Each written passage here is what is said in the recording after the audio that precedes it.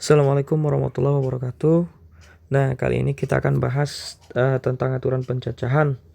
Nah, di mana aturan pencacahan ini nanti sebagai dasar untuk masuk ke materi kombinasi maupun permutasi ya untuk berikutnya.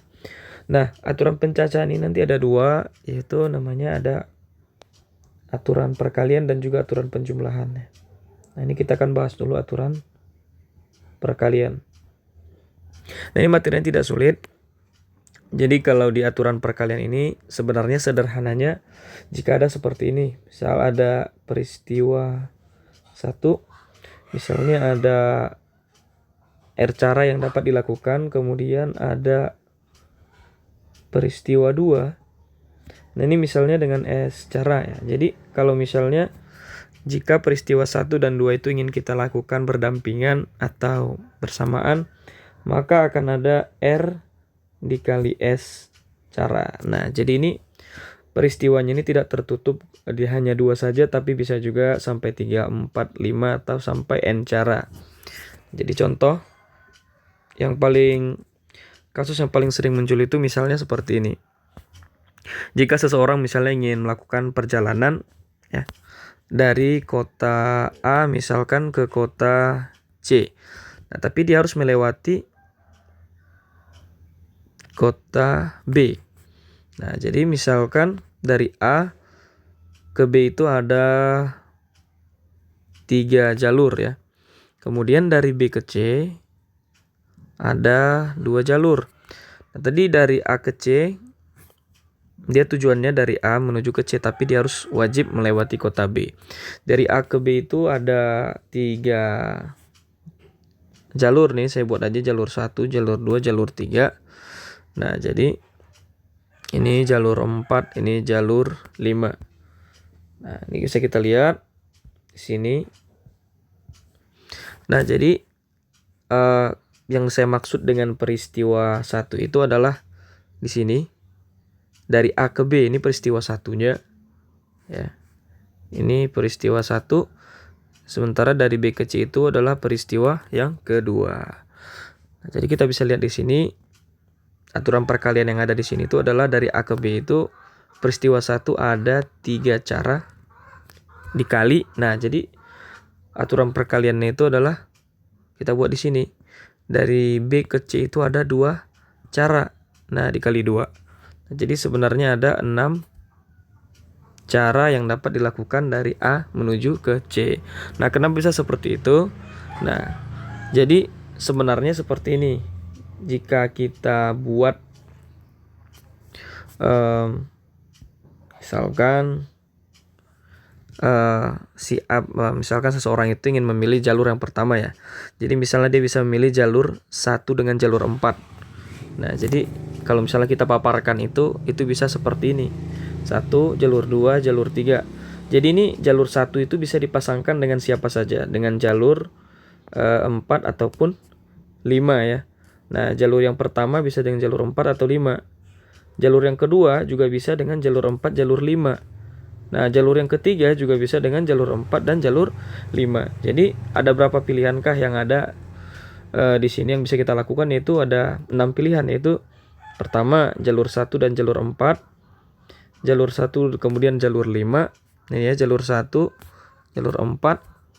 Nah, kemudian jalur 1 dengan jalur 5, jalur 2 dengan jalur 4. Nah, jadi jalur 2 dengan jalur 5, jalur 3 dengan 4, kemudian jalur 3 dengan 5. Jadi kita menyandingkan mereka. Jadi karena kita ingin melakukan kedua peristiwa ini ya, atau bisa kita bilang secara berurutan atau secara berpasangan. Nah, kita pasangkan lah istilahnya ya. Jadi 1 4 1 5. Kemudian jalur 2 4 2 5, 3 4 dan 3 5. Nah, jadi ada 6. Jadi supaya lebih gampang, lebih mudah, maka tanpa harus mendaftar, kita langsung saja kalikan peristiwa 1, banyak peristiwa 1 dikalikan dengan banyaknya peristiwa yang kedua gitu. Nah, kemudian lagi misalkan ada contoh lagi nih. Nah, misalnya ada pengurus kelas ya, ini juga sering muncul tentang pengurus kelas itu kayak perangkat kelas, misalnya pemilihan Apalah misalnya ketua, wakil, dan lain-lain.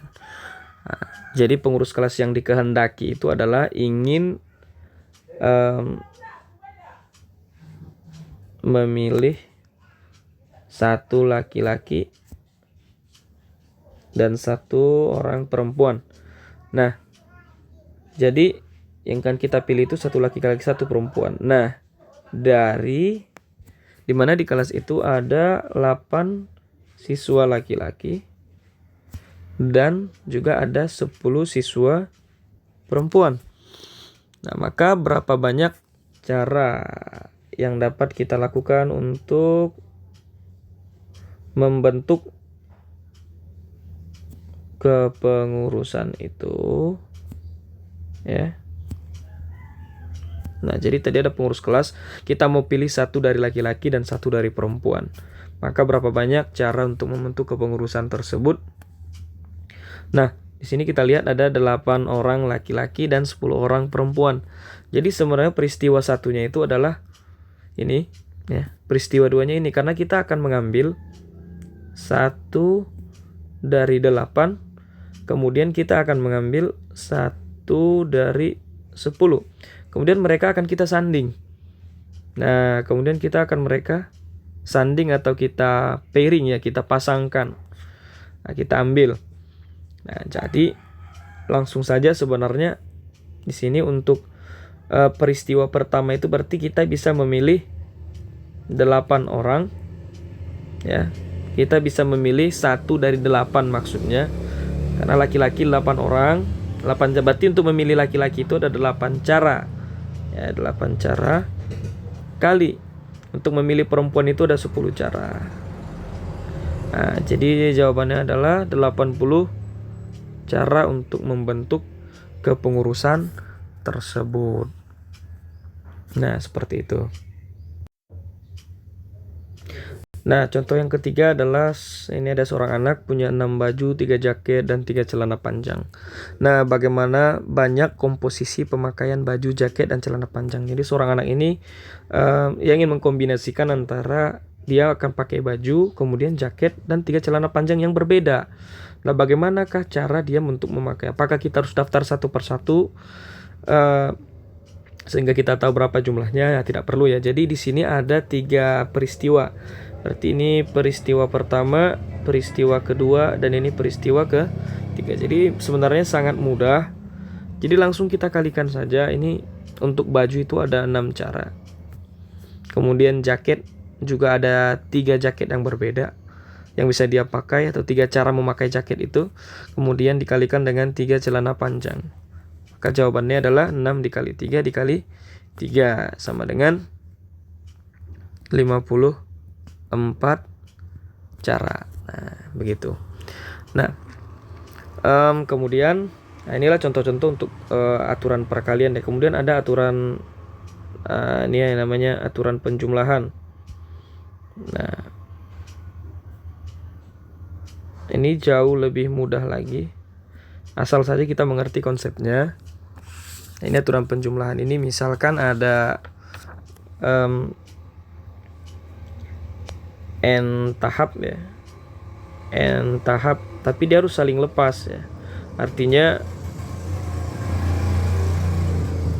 Artinya di sini dia tidak boleh ada keterkaitan antara satu kondisi dengan kondisi yang lain. Jadi tidak seperti aturan perkalian tadi kita pasangkan kejadian satu dengan kejadian yang lain, ya. Seperti ini kalau untuk aturan penjumlahan tidak.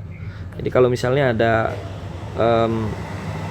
peristiwa, misalnya peristiwa 1, kemudian ada peristiwa 2, dan mereka tidak saling keterkaitan, berarti otomatis, ya, misalnya ada R1 cara, ini ada R2 cara, ya. Nah, jadi kalau ketika kita sanding, maka akan ada R1 ditambah R2 cara.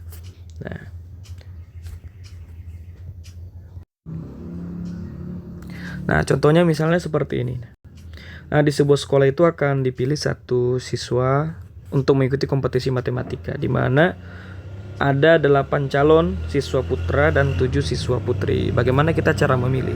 Nah, kalau seandainya soalnya itu adalah memilih 2 siswa, 1 putra dan 1 putri, maka yang akan kita gunakan aturan perkalian ya. Karena kita akan mengambil peristiwa 1 dari sini, dari putra, kemudian peristiwa 2 dari putri. Nah, sementara di sini kita hanya memilih 1 siswa. Bisa dari putra, bisa juga dari putri. Berarti makanya di sini, nah inilah R1. Nah inilah,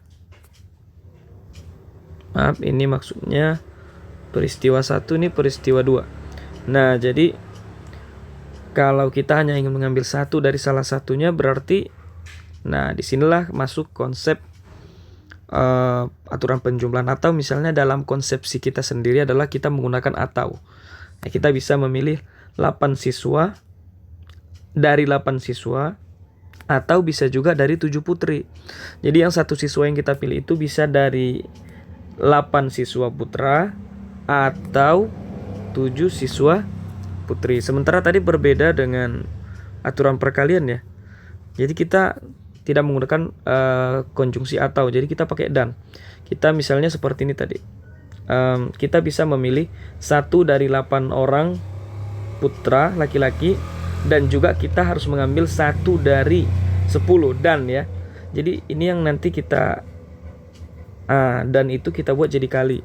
Kita akan mengambil 1 dari 8 dan juga 1 dari 10. Makanya ini masuk ke dalam aturan perkalian. Nah, ini penjumlahan berarti kita bisa mengambil 1 dari 8 siswa putra, atau 7 dari siswa putri, sehingga jumlahnya hanya 15 cara. Jadi kita jumlahkan saja. Nah, gitu. Ini satu contoh lagi. Nah, ini dari kota A, dari kota ke kota B misalnya, itu ada beberapa jenis angkutan yang bisa kita pakai, yaitu 3 bus, kemudian ada 2 kapal laut, 1 pesawat, dan 1 kereta api. Berapa banyak cara kita atau cara seseorang untuk memilih jenis angkutan ini?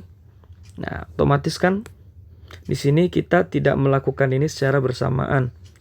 Atau misalnya seseorang itu tidak memilih dia naik bus sekaligus naik kapal laut sekaligus naik pesawat. Nah, itu kan tidak bisa ya.